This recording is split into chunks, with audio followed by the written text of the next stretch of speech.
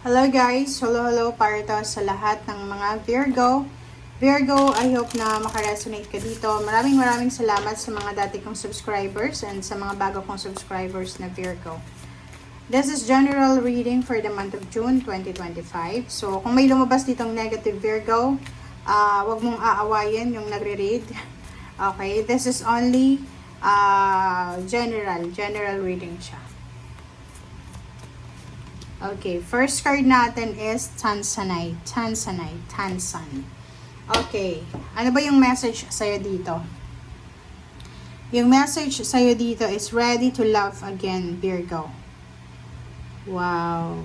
Pwedeng ang Virgo na to ay posibleng galing siya sa heartbreak, galing siya sa broken relationship, past relationship na hindi nag-work out. So, sinasabi na gumaling na yung sugat mo from the past. So, oras na para buksan mo ang puso mo sa bago. So, you are ready.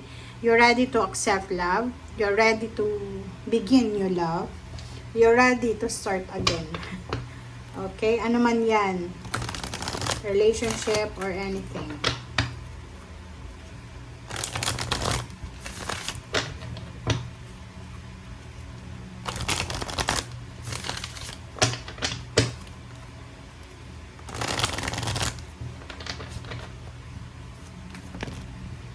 Okay. 9 of Cups. Material harvest. Okay. So, dito sa material harvest na to, Virgo, sinasabi ng bara sa'yo dito na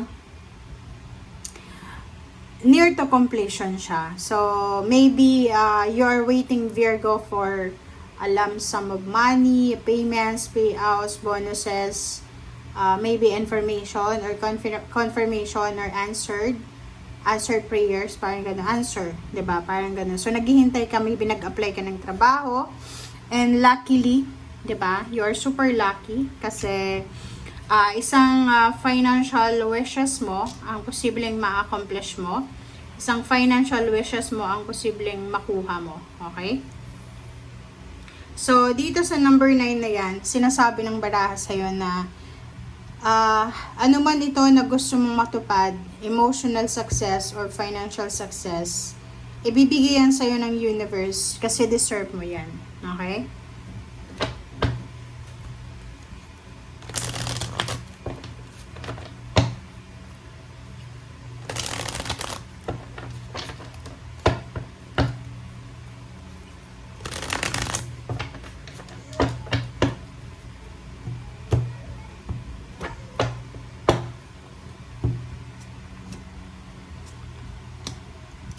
Okay, the Moon card and the Hermit. Dito sa barahang to, sinasabi ng baraha sa'yo na siguro marami kang kinakatakutan, Virgo. Maybe you're afraid or you have fear about looking for a job, di ba? Yung mga first-timer, mga bagong graduate, or yung iba na medyo may edad na, di ba? Yung nagkakaedad ka na, tapos maybe ex-OFW ka, or matagal kang natenga, nagbakasyon kasi may sakit ka or maybe mayroon kang pinagdaanan na kailangan magpahinga. Natatakot ka siguro na magsimula from the bottom, di ba? Yung parang magsimula ka sa zero, start over. But dito sinasabi ng baraha, huwag kang matakot. Okay? Huwag kang matakot, Virgo. Sinasabi sa'yo ng The Hermit na hanapin mo lang kung ano yung liwanag. Okay? Hanapin natin kung ano yung liwanag. Kasi ang liwanag na to, ito yung makakatulong sa'yo kung ano ba talaga ang talagang para sa'yo. Diba? Yung like for example, matagal na taon, ilang taon, maybe 9 years na sobrang dilim ng paligid mo. Yung parang gusto mong magkaroon ng trabaho pero talagang unfortunate na walang trabaho. So dito sinasabi na ano man ang rason na to, okay? Ano mang rason yan ng kumbaga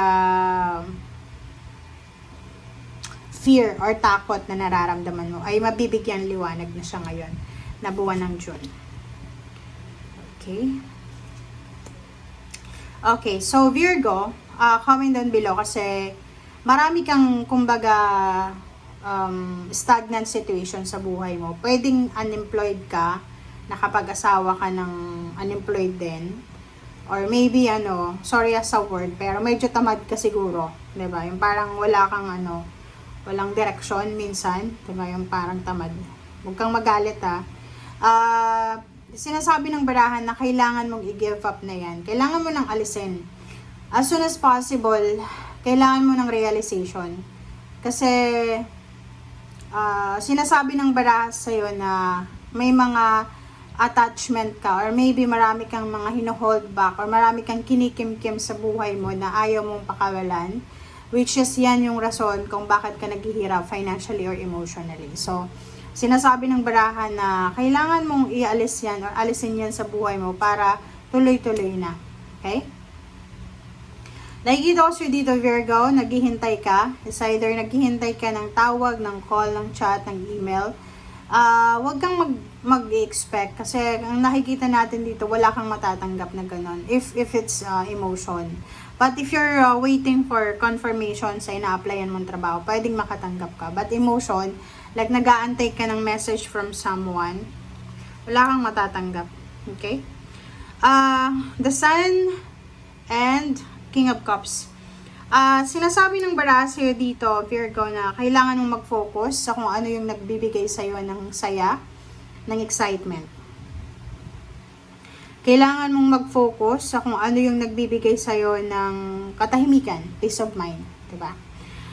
Dito sa The Sun, sinasabi ng The Sun dyan na napaka-importante yung pagiging masaya. Napaka-importante yung pagiging happy, diba? Contented. Nakikita ko siya dito. Mayroon ditong Virgo na willing ka na, kumbaga, i-shoulder lahat ng obligations for the sake of happiness ng iyong pamilya. Nakikita ko siya dito yung Ten of Wands. Yung Ten of Wands is yung parang papasanin mo lahat ng mga problema ng pamilya kasi gustong maging masaya sila diba? So, paki-comment sa comment section if you resonated. Six of Cups and then, wow, the Lover. So, ang maganda din dito, Virgo, if you're single, mayroon kang ex or maybe meron kang childhood sweetheart na posibleng magkakaroon kayo ng chance na magkita, magkumustahan, or maybe old job, old career. So, maybe mayroon kang career, okay? Meron kang anong tawag dyan? Meron kang past na job or company na posibleng makakapag-desisyon ka na balikan. Relationship, ganun din. May mga past relationship ka, friendship or collaboration na posibleng babalikan mo. I hope na wala kang asawa, wala kang anak. Kasi pag may asawa at anak ka, this is betrayal. Panluloko, cheating. So, wag na wag mo yung gagawin kasi yung karma is just a corner yan. Okay? Darating at darating yan sa'yo. So, hindi mo inaasang pagkakataon. Okay, thank you guys for watching and see you again. Bye!